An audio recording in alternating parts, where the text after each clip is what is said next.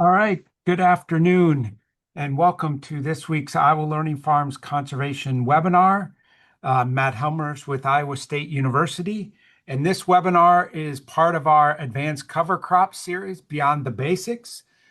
Some of you may remember we've done some of these interview style, but this one more traditional webinar style, and we're really fortunate to have with us today Dr. Rob Myers. He's the director at the Center for Regenerative Agriculture at the University of Missouri. He's going to talk to us today about top 10 ways that cover crops impact soil health. So what a great topic, a timely topic. As always, if you have questions, please type those in the chat box and we'll get those to Rob at the end of the talk. But with that, Rob, the virtual floor is all yours. Thanks, Matt. Appreciate it much.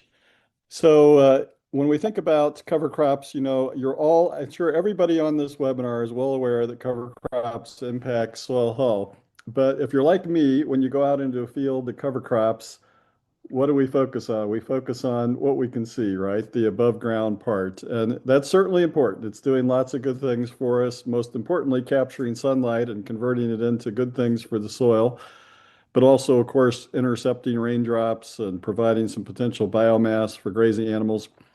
But when we really dive into it, this deep subject of soil health, first of all, I think there's a lot we have yet to learn about soil biology. But from what we have learned in the last decade in particular, I think we're realizing more and more that there's just a lot of different ways that cover crops are impacting soil health. And it really starts with what's happening below the soil, the part that we can't see so easily. So I always like to say, let's think about what's happening underneath our feet when we go out into a field to cover crops. Again, you're probably all well aware that cover crops are feeding the biology of the soil. And again, this is something we continue to learn more about. I was just over last week at the Danforth Plant Science Center in St. Louis, where they have some folks working a lot on arbuscular mycorrhizal fungi. And that in itself, to me, is a fascinating aspect of the part of the soil biology that we're feeding with cover crops. But we know that you've probably seen diagrams like this. There's just a whole soil food web.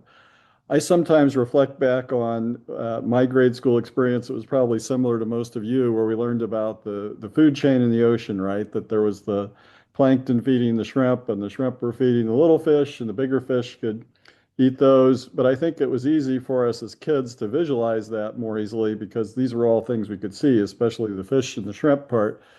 Whereas when we talk about the microbiology of the soil, until we get up to some of the bigger organisms like some of the insects and earthworms and so on, so much of it's invisible to us. We need a microscope to really see what's going on. And even then, there's such a diversity of soil organisms, it's almost hard for us to fathom. So we know in particular that there are certain fungi, these are arbuscular mycorrhizal fungi and others, and bacteria that play a big role in exchanging nutrients with plants. They're getting carbohydrates from the plant roots as exudates, and then in turn are providing some nutrients back to those plants. But of course, those are the basis of this whole incredible food chain in the soil. And if we're talking about healthy soil, that starts with having living roots year round. And that year round part is really important because if we think about a bare soil, like we often have in so many parts of the Midwest, and by the way, I took this photo right next to my family farm in central Illinois, then those soil organisms are going very short on food. Yes, they can break down some of the remaining organic matter that may be there from the crop season, but it's sort of like going to the grocery store in the fall and being told, well, sorry, we're out of food till next spring. And of course, what's going to happen is a lot of those soil microbes are going to die or go dormant. And even if they're dormant, they're not doing much good for the health of the soil. Some of you know the name of Jerry Hatfield, very well-known scientist there in Iowa, now semi-retired, but Jerry had a good statement that feeding all the soil organisms below ground in 1 acre is like feeding 2 African elephants. Every day they need a large amount of food, and we only get there by having those living roots from the cover crops and other plants year-round. So we can see some things with our eyes. Earthworms is a key one. You all have probably seen farmers that go into the field with their shovel and are digging up the earthworms. And it's a common thing I've heard from many farmers once they started using cover crops that they noticed earthworms increasing. And of course, in Iowa, that's been documented. This is a little bit of data from there in Iowa about how in cover crop versus a no cover crop field, if you look at that little bar graph to the right, that there were about 3 times as many earthworms. And that can happen pretty quickly. You could see that change happening in a year or two. And then looking at earthworm middens or mounds, those are increasing as well. So definite response in that as an indicator that we can more easily see. And when we look at the whole profile, compare a cover crop to a tilled area and kind of visualize what that soil profile looks like, I think this starts to reveal some of the important things that are happening. So first of all, I focus on the macropores that are created not only by those earthworms, but the decaying roots from both our cash crops and our cover crops. Those are so critical to helping get rain to infiltrate in the soil. I'll come back to that in a bit. And also, they create channels for roots to grow. Roots love growing where those earthworms are tunneled because that's very rich in nutrients. The earthworm castings along the channels that they've created are very helpful. The vertical tunnels are most often created by night crawlers. You may have seen videos of them pulling residue down into the soil at night. There are other types of worms that tend to tunnel more horizontally. So they're playing an important role. But then as we're building that soil health and reducing disturbance, either through no-till or strip-till, we're also getting the advantage of increased soil aggregates. So in this left column of soil that's depicted here, we see a more blocky structure compared to the highly tilled soil on the right, where we're losing that aggregate structure. And that aggregate structure is in part based on those arbuscular mycorrhizal fungi I mentioned. They're providing glues to hold those soil particles together, but also those soil aggregates are playing other key roles. They're creating more voids for more moisture to be held. They're also creating space for bacteria and other organisms to live on the surfaces of those aggregates. And they, of course, provide strength to the soil in terms of soil structure. So earthworms are engineers, and then the other microbes are also helping engineer the soil. And one day I spent a whole weekend, or I should say a weekend, reading about some of the different earthworms. It was quite fascinating how many different types that we can get in the soil and the different roles they play. But the night crawlers, again, are the ones that are really doing that vertical tunneling that helps with rainfall infiltration. Now, this next image is of Dan DeSutter, a farmer I've gotten to know well over the last 15 years. And Dan farms in western Indiana. He has about 5,000 acres. He started out in his early days of farming with his dad. They were kind of converting to no-till, but they, for many years after that, were farming pretty conventionally other than no-till. And then in the early 2000s, he tried cover crops for the first time, and he wasn't very impressed. The first time he grew them, he said, you know, they were only a few inches tall in the winter. He was trying annual ryegrass. But then he said he had to dig down to repair a tile line that needed some repair. And so he got about 4 feet deep and he was still seeing the roots of those cover crops towards the end of the winter. And that really got an aha moment for him that even with only a few inches of top growth in the winter, these cover crops can still root deeply. Now, that does depend on species of plant, but they play a big role in, through those roots, building soil carbon over time. It's a slow process, but a very important one. And so Dan likes to talk about how a big goal of his farming operation is to restore his soil carbon to the way it used to be.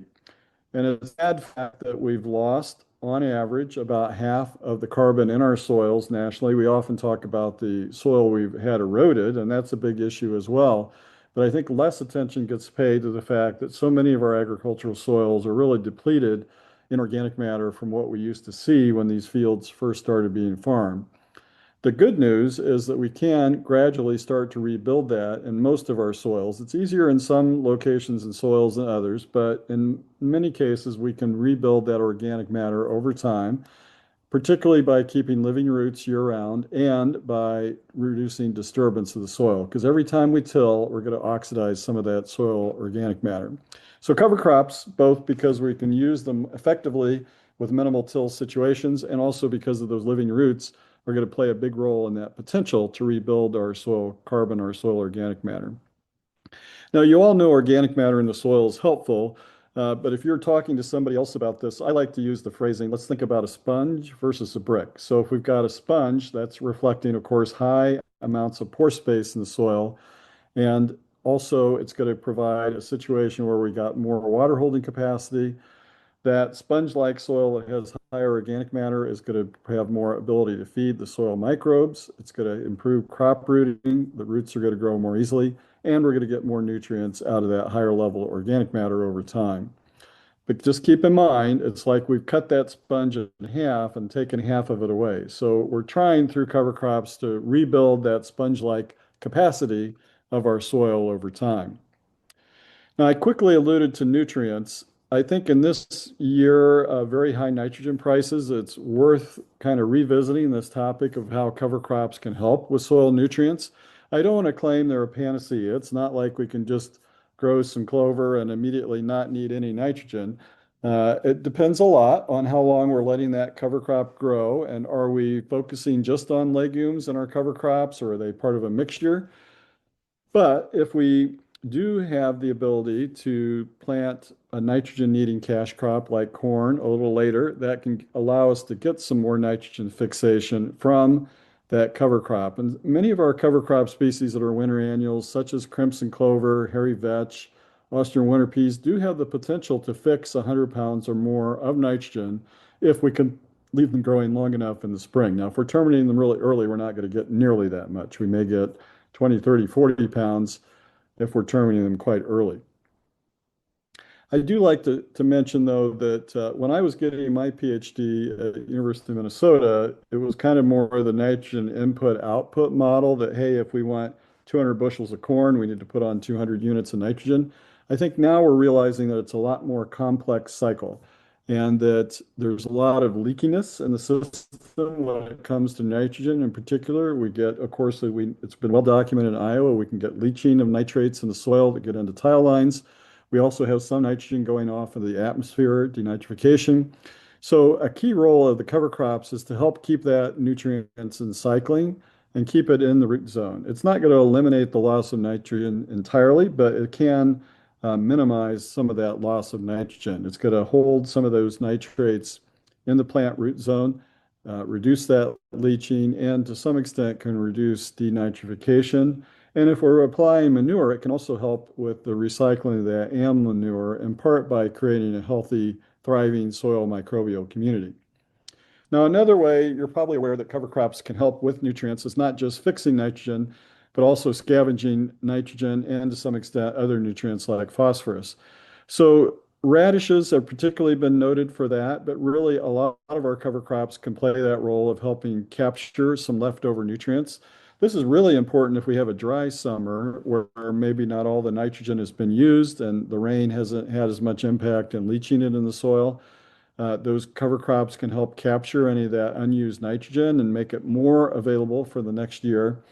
But the type of cover crop we pick can have an impact. So while radishes are great at scavenging nutrients in the fall, if you're just growing radishes, they do break down pretty quickly as we get into the spring because they're not going to overwinter in places like Iowa. And so I like to pair a radish or brassica with some of our cereal grasses as cover crops, or maybe even with some legumes as well.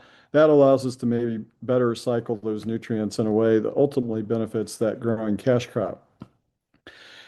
Now, it may seem obvious that keeping the soil covered is a big part of what cover crops are all about, but it is a key role that these are playing when we talk about the health of the soil. Let's start with the mulch that we can get from cover crops, especially some of our winter cereals that maybe don't break down real fast on the surface of soil. So if we look at this row of soybeans and a nice mulch of cereal rye, one of the key things that's happening is we're keeping that soil cooler, and that has been found to really help the soil microbial community, thus ultimately impacting soil health. We're also keeping that soil moisture by reducing evaporation from the soil, and so that too is helping with soil health.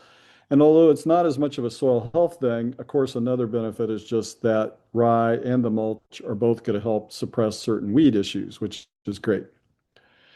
I like to throw this slide in that just shows kind of a beautiful prairie scene to remind us that our soils did evolve with living roots year round, whether it was a prairie or a forest. that microbial community really evolved to have those living roots year round. And so that's another thing we're looking for. We're also looking for biodiversity. That soil microbial community benefits if we can get more plant diversity into our cropping system. So just of course, by adding something like a winter cereal to a corn soybean rotation, that's a good start. But if we can do mixes of cover crops, that's even better. Now, they may not fit in every situation, but we do find as we survey farmers that have been using cover crops, the longer they use cover crops, the more they tend to gravitate towards using mixes, at least on some of the farm, if not the entire farm. And it's been well documented that if we have a diversity in plants above ground, that we're getting more diversity in the soil microbial community. And of course, that plays benefits for soil health as well. We're even going to see some benefits in beneficial insects, songbirds, wildlife habitat, and so on. So I like, if possible, in some of the trials that I do to use a cover crop mix, I usually start with some sort of grass, most often a winter cereal if we're looking at winter cover crops, and then get some legumes in there. And this particular one has crimson clover, which does well in Missouri. I know as we go north in Iowa, crimson clover doesn't maybe work outside of southern Iowa, but we can look at other clovers like Balansa clover, red clover, and so on. And then hairy vetch is one that would do well in most of Iowa in a lot of conditions. I mentioned arbuscular mycorrhizal fungi earlier and how we're still learning more about them. But to me, it's fascinating the things they do to help our cropping system. They don't associate with every cash crop, but they associate with most of them. And if we think of something like corn, of course, we want the corn rooting system to access as much water and nutrients as possible. When we think of mycorrhizal fungi, a kind of a simplistic way of thinking about them is they help expand the volume of soil that those roots can access. So those AMF fungi are going to associate with the corn roots, and the hyphae are going to go further into the soil than some of those corn roots may. And in doing so, they're going to access some water and nutrients that may otherwise be unavailable to that corn plant. And I think that's a big reason that we've seen cover crops really help in a dry year, as they're helping not only with that rainfall infiltration, but helping that crop explore a larger volume of the soil. And part of that is deeper rooting that we can get as well. Now, I mentioned earlier those macropores can help get rainfall infiltration. I'm sure many of you have seen rainfall simulators like are depicted here. We've got the cover crop with the green plants growing in the center. If you're familiar with this, you apply a sprinkler overhead, put on like a simulated inch of rain. You can see the rain gauge there and some bare tilled soil. And then where we're getting runoff, the front jar is going to get filled with soil and possibly sediment. And where it's infiltrating, because these trays have some holes drilled in them, it's going to go into the back jars. So you can see that the cover crop, there's almost no runoff of water, same with some pasture soils on either side. But that tilled soil, it's really running off. And it's always interesting. I've seen this demonstration probably 15 times, and every single time, regardless of the topsoil that's picked, it runs off a lot on that bare tilled soil. I've even seen people stir it with their fingers right before they start. You'd think it just would soak up that rain. But what happens is that soil, if it's got any level of clay in it, is going to start sealing shut. And so we're going to see that water not able to infiltrate. Now, another thing that can cause problems with rainfall infiltration is compaction. We know as we've gotten bigger equipment, bigger combines, bigger tractors, big heavy grain carts going into the fields, that we're getting more compaction. And it may show up as ruts like this, or it may be less obvious, but that compaction is not only directly affecting yield by reducing the root growth of our cash crops, but it's also affecting how much moisture is going to be available, because it's going to reduce some of that rainfall infiltration. It's going to impact the soil porosity that creates the ability to hold water. And so this is where we go back to the cover crops and that service they're providing of building those soil aggregates. By supplying food to these fungi, the fungi are in turn creating glomalin that acts as a soil glue to help create those soil aggregates.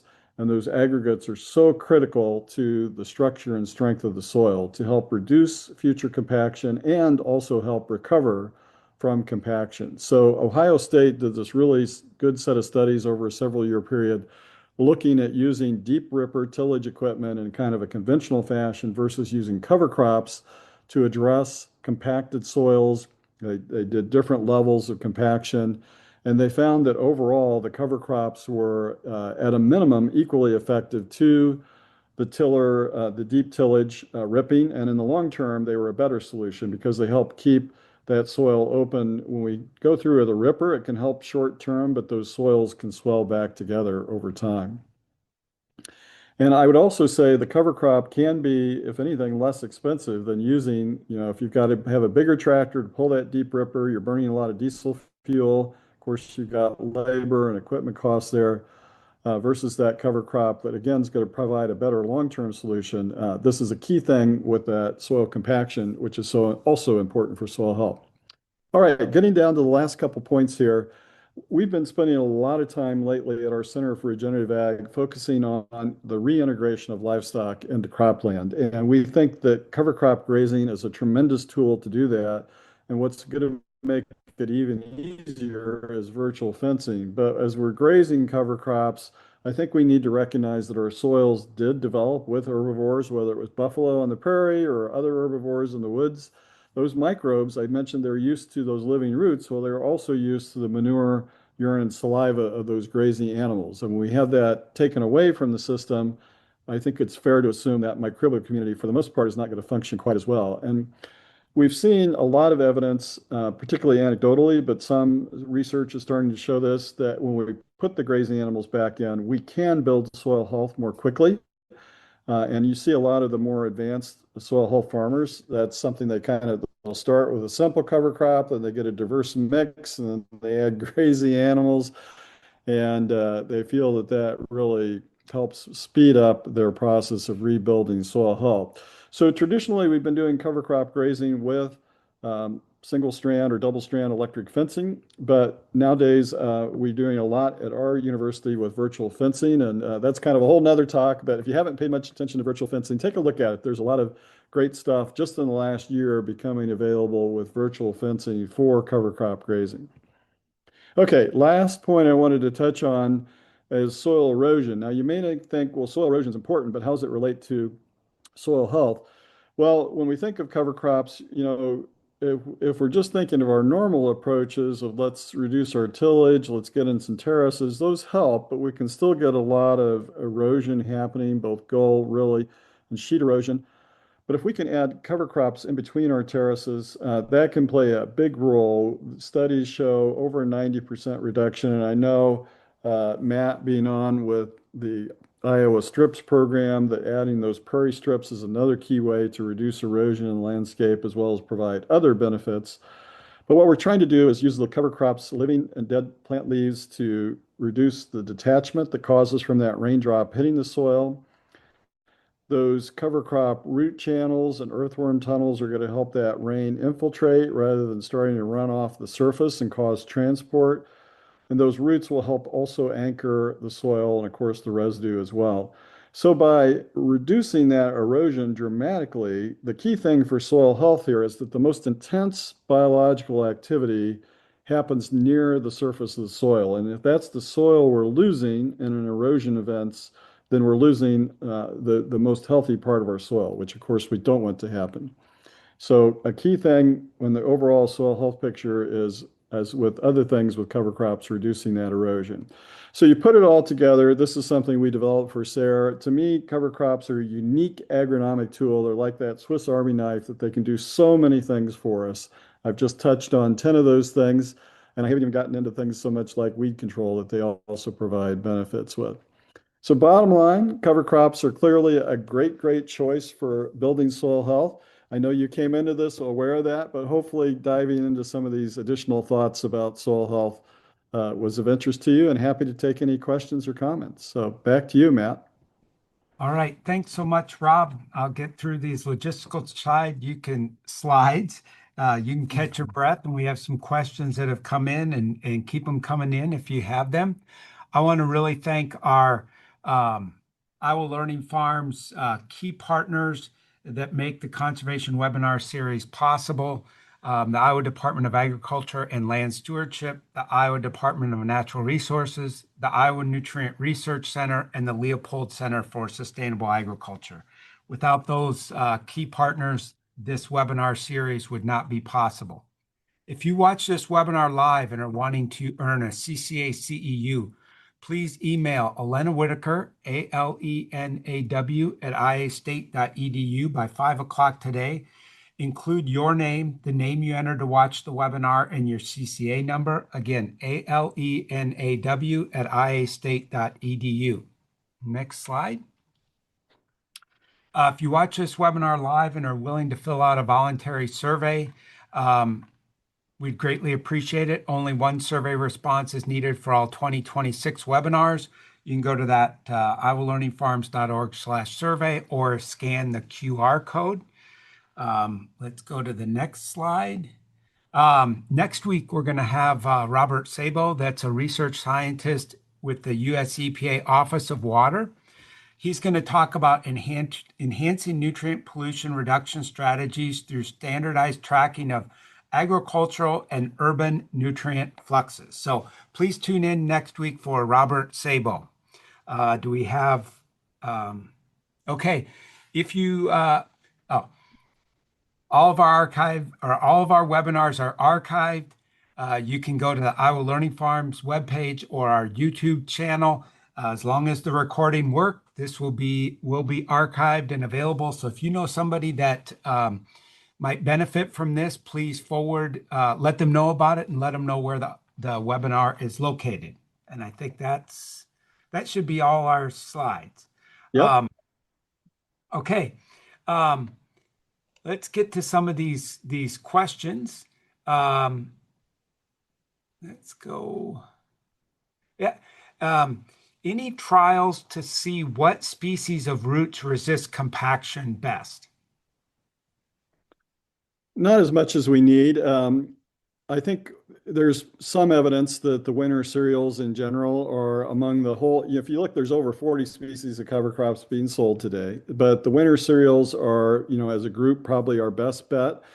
There has been some evidence that annual ryegrass is really an effective rooting cover crop. However, there is a lot of concern from weed scientists about using annual ryegrass because of its potential to become a weed species. So I think it can be used in well-managed situations, but for most farmers, I would probably start with some of the winter cereals. So winter wheat, triticale, cereal rye, even oats to some extent will help. They're just not going to grow as long because they're going to winter kill in Iowa. But having said that, I think there's also an advantage to a mixture of cover crops because they can provide more of a diversity of roots and stimulate the soil microbiology perhaps a bit more. And that is a key part of it. It's not just the roots, it's also what those microbes are doing. As I mentioned, the mycorrhizal fungi helping build those aggregates. But I would start with the winter cereals. Okay. Is it true that our soils developed without earthworms and night crawlers until Europeans brought them over? There were some native worms. I know there's a lot of concern in the forestry community about non-native earthworms really affecting the composition of the forest floor. If you can imagine those night crawlers pulling leaves down into the soil, they say they are affecting the forest duff is a term I've heard. But in our agricultural soils, yes, there are non-native worms there. Maybe someday we'll have a different view, but right now I think the earthworms are still beneficial in our agricultural soils would be my view. Okay. Kind of thinking at all the benefits that you shared today, how do we go about maybe any thoughts that you have on how we increase the acres that are planted to cover crops? Well, one thing we've done through my office working with the Conservation Technology Information Center is a national survey of farmers about cover crops, both farmers that are using them and farmers that are not yet using them. We're about to release the 8th version of that farmer cover crop survey next month. And it's always interesting surveying the farmers that are not yet using them about what's holding them back, right? So there's pretty consistently a few things that they say. One is the cost of the cover crop seed. That's probably not a surprise to anybody. But of course, we have more incentive funds available than ever before. That's kind of a whole nother discussion. Why aren't they using some of those incentives? But they also about equally, and this is kind of under-recognized, they about equally say it's a matter of time. They don't feel like they have time to plant them in the fall because they're busy, obviously, with other things in the fall, harvesting, hopefully not fall tillage, but they may be doing fall tillage. Uh, and so I think this is where other companies can come in. It could be an ag retailer that can get that cover crop seed on them. We're seeing more and more young farmers provide cover crop seeding services. I know of a few, at least in Iowa, that are doing that. Mhm. We're seeing more drone pilots doing cover crop seeding. So I think that's an opportunity for those that are concerned about the time to do it. And then they're also concerned about what's going to be the impact on my spring planting of my corn and soybeans. Because understandably, getting a good start with our cash crops is pivotal to getting a good yield. And I can understand somebody's nervousness about, well, if I have this cover crop, is it going to make it hard to get a good stand of corn? They may have heard a horror story from somebody that had a problem. And so maybe helping them start with something easy like oats and radishes in the fall where they don't even have to terminate anything in the spring. Or I think cereal rye before soybeans is really pretty easy to start with as long as we terminate it early that first year. Now, planting green, of course, can work well, but so those are some concerns we find in our surveys that show up pretty consistently. Now, there may be other questions people have, like, is it going to make my soils colder? I've heard that come up from Iowa farmers. I think cover crops don't create a situation with colder soils, but they could in some situations. But those are some of the big things we hear. What are your thoughts on having too much biodiversity in cover crop mixes and potential impact on pests? Well, there's a few issues when we're designing a mix. One is the cost of the seed. Legumes in general cost more than some of the other cover crop seeds. So it's easy to get a little too crazy with legumes in there and drive up the cost from, let's say, $20 an acre to $40 an acre. But as far as pests, there's been a really good effort across a number of universities and states to look at are cover crops creating more of a pest problem? And Allison Robertson there at Iowa State, as a plant pathologist, has done some good work on the plant pathology side. Other people have looked at the insect side of it. So it's a complex topic, but here's my feeling. If we are creating a healthy plant community, then we're going to see other good things happen. We're going to see more beneficial insects that are going to help control some of the pest insects. It's not that we can't, like in some situations, get more cutworms, for example, that may be a problem for corn seedlings. So we do need to scout our cover crop fields, especially if we're planting green. Uh, I don't think that the mix of cover crops is something I would be as concerned about for, like, if we do these particular species, we're more likely to get these pests. The slight issue is slugs and voles. So those can be affected to some extent by which cover crops we're using. For example, slugs are somewhat more attracted to the brassicas. So we may want to be careful if we're in an area that have those. If we have voles, voles don't like brassicas, so you may Oh, want to use some brassicas in that situation. So yes, it can make a difference for certain pests, but for pests overall, it's not something I would get too concerned about. okay. Can you speak a little bit to the relationship between cover crops and profitability? Yeah, so we did a big USDA report back in 2019 on the profitability of cover crops, and that's available for free online. If you just do cover crop economic search through any internet engine, you're going to find that. We published that through the USDA SARE program, and what we looked at was what happens kind of in an average scenario with cover crops, and then what happens in some special scenarios. So on average, we found that it takes about 3 years for cover crops generally to break even. Of course, there's differences.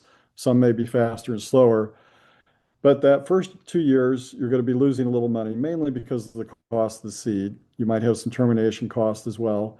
But then over time, what starts to happen is that as we're building that soil health, we start to see some modest yield gains over time, and those get bigger as the years go by.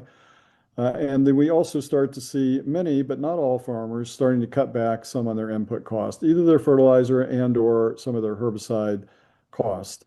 And so when you put those two together, the modest yield gains and the somewhat lower input costs, that helps offset the cost of the cover crop seed. Now, of course, if we've got incentive payments like through some of the Iowa State programs or through NRCS or private sector programs, that can make the cover crops profitable right away in year one, especially for some of the more well-paying programs like EQIP.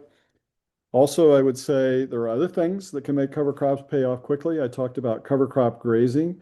If somebody already has some fencing and water, that cover crop grazing can easily pay off in year one. Now, if you've got to invest in some infrastructure, it can take another year or two. If you've got some herbicide resistant weeds, which many farmers do now, using cereal rye can start to pay off pretty darn quickly because it can moderate some of your herbicide costs. If you've got compaction issues, not quite as quick of a payoff, but we show you can pay off in 2 years instead of three. And I could go on with some of the others like fertility and so on, like using legumes to offset high nitrogen costs is another way to get a little faster payoff. But the short of it was, on average, about a 3-year payoff, and in certain situations like cover crop grazing can be faster. Yeah. There's a question on cover crops outcompeting water hemp, and I would encourage that person also to go and watch Wesley Everman's webinar, because Wesley talked a little bit about that there's some potential there for weed suppression, kind of dependent upon how much cover crop growth we get. Yeah, absolutely. And cereal rye, of course, is the key one to use with water hemp. It has allelochemicals, as many have heard, that help suppress growth of certain small-seeded broadleaf weeds like water hemp and Palmer amaranth. Doesn't mean they don't come up at all, but it typically weakens the growth of those seedlings, makes them easier to knock out with a herbicide or get the cash crop ahead of them. And we're doing breeding. We're part of a multi-state breeding project, $10 million effort to develop some new varieties of cereal rye and other cover crops. With the rye, we'll have higher levels of allelopathy, which should help even more when Okay. those rye varieties get to market, probably 3 to 5 years from now. So, Okay. Oh, great to hear. Um, you've talked a lot about annual cover crops. Could cover crops be perennial plants?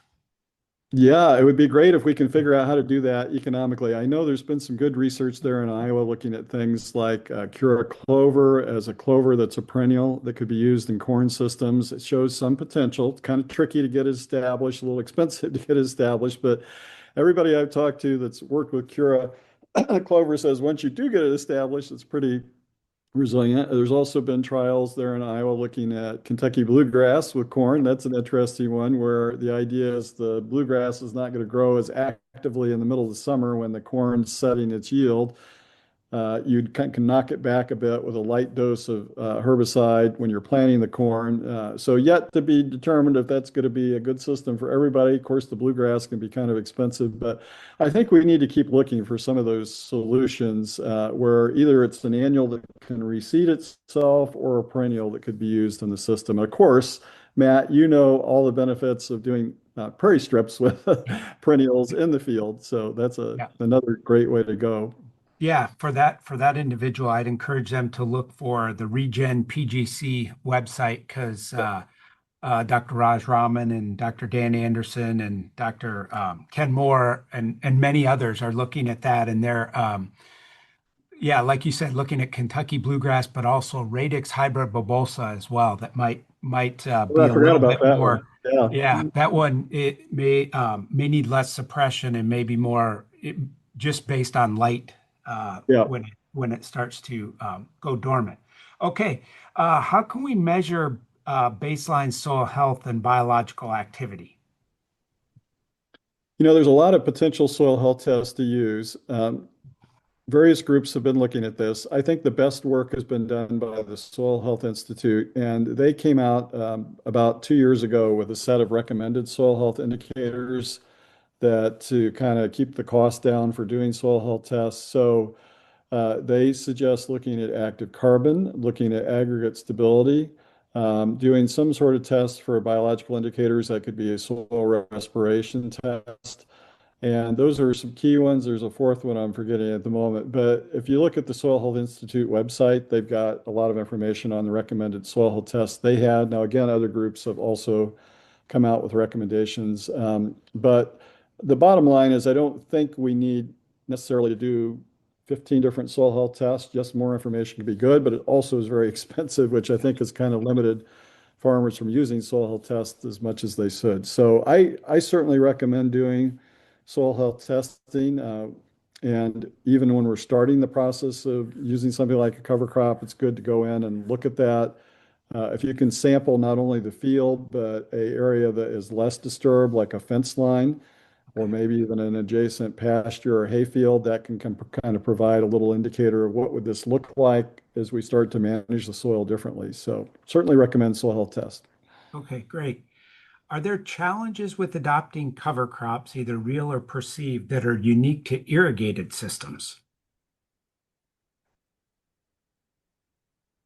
Um, well, I mean, to me, the first thing I think about with irrigated systems is it helps address one challenge we sometimes have with cover crops, which is getting some rain to get them up in the Yeah. fall. And I do know if you go into Kansas or Nebraska, I've talked to quite a few farmers that have center pivots. We have quite a few center pivots in Missouri, believe it or not, that they'll use if needed a light irrigation pass to get their cover crop up. So that's a positive. I'm trying to think if I've ever really heard of a negative of doing cover crops with irrigation. I mean, there's always the concern, is the cover crop going to transpire too much moisture? If Yeah. you go out to western Kansas or western Nebraska where they're getting 15, 18 inches of rain, that's a definite concern they have. And I don't want to be dismissive of that. I would say two things. One is we've learned that cover crops, especially over time, play a more positive role in impacting moisture than we Mm. used to think. I mean, 10, 15 years ago, there was more concern about cover crops stealing moisture. The other thing I would say is if we're careful with what cover crops we pick, that can help. So you'll see, for example, in the Western Plains, a little more use of Austrian winter peas. They don't tend to Okay. pull down the soil moisture as much as a cereal rye, for example. So, and then time of termination is also important with some of those rainfall limited areas. Okay. One last one in the interest of time. Any recommended cover to help control white mold in soybeans? Well, we talked briefly about pests before. So the first thing we think about is not using a cover crop that could contribute to that. So the brassicas can be a host for white mold. From as I've talked to the plant pathologist, they say it's not as big of an issue as you might think because that white mold may not um, be actively growing on the brassica before it's terminated, and so it may not really contribute. But you still want to kind of pay attention to that rotation sequence. So anytime we can change plant families in the rotation, that's good. So using a winter cereal before soybeans is potentially beneficial. Again, you're getting a healthier soil community that maybe can help reduce the chances of that disease. It also helps by going back to that moisture situation. If we get more rain into the soil, we have less stress on that plant. It's when our crop plants are stressed that they are more likely to be attacked by diseases and pest and insects. So anything we can do to reduce the stress on that cash crop is going to help with some of those disease issues. But just being conscious of rotation, I think, is the thing I would advise. Okay. Well, thanks so much, Rob. I want to be cognizant of your time. You I bet. know we could probably go on a lot longer, but thank you so much for this presentation. Again, I'd encourage folks if go watch it again if you missed something. Um, Contact Rob if you have maybe some additional questions, and also please forward the archive to anybody you think might be interested. Again, if you want to earn a CCA CEU, please email Elena Whitaker, ALENAW at iastate.edu, and tune in next week to hear from Robert Sabo. With that, thanks again, and I hope everybody has a great day.